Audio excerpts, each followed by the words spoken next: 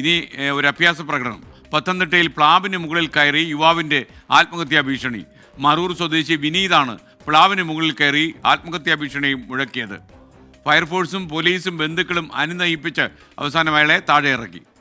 ശ്രീജിത്ത് ശ്രീകുമാരൻ പത്തനംതിട്ടയിൽ ചേരുന്നു. ശ്രീജിത്ത്, കുറച്ചു നേരം ഇയാൾ പ്ലാവിന്റെ മണ്ടേ കയറിയിരുന്നോ? എസ്കെൻ 2 മണിക്കൂറായി ഈ അഭ്യാസ പ്രകടനം തുടങ്ങിയിട്ട്. ആ 2 മണിക്കൂർ നേരം ബന്ധുക്കളും അതുപോലെ തന്നെ നാട്ടുകാരും ഫയർഫോഴ്സും പോലീസും ഒക്കെ താഴെ തന്നെ കാത്തു നിൽക്കുകയായിരുന്നു. ഒരു വലയെല്ലാം വിരിച്ച് ഇനി എങ്ങാനും താഴത്തേക്ക് വീണ് കഴിഞ്ഞാൽ അത് തടയാൻ ആവശ്യമായ നടപടികളൊക്കെ തന്നെ ചെയ്തിരുന്നു ഫയർഫോഴ്സ്.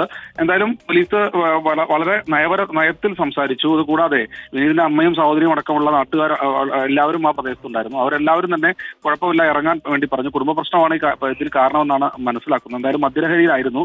ഏറ്റവും ഒടുവിൽ അമ്മയോട് സത്യം ചെയ്തു തരണം എന്നൊക്കെ പറഞ്ഞതിന് ശേഷം ഏറ്റവും ഒടുവിൽ അയാൾ താഴെ ഇറങ്ങിയിട്ടുണ്ട്. അയാൾ എന്തായാലും പൂർണ്ണമായ മദ്യലഹരിയിലാണ്.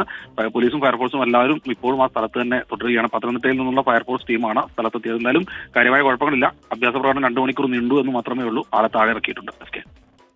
ഓക്കെ, ഇനി മറ്റേ മദ്യത്തിന്റെ കട്ട് വിടുമ്പോൾ കാര്യം ചോദിക്കാം നമുക്ക്. ഓക്കെ, ആൾക്കാർ ഇതുപോലെ ഓരോ മരത്തിന്റെ മണ്ടേ കയറുന്ന ഭീഷണിപ്പെടുത്തി ഫയർഫോഴ്സിനും പോലീസിനും വല്ലാതെ ജോലിയാകും.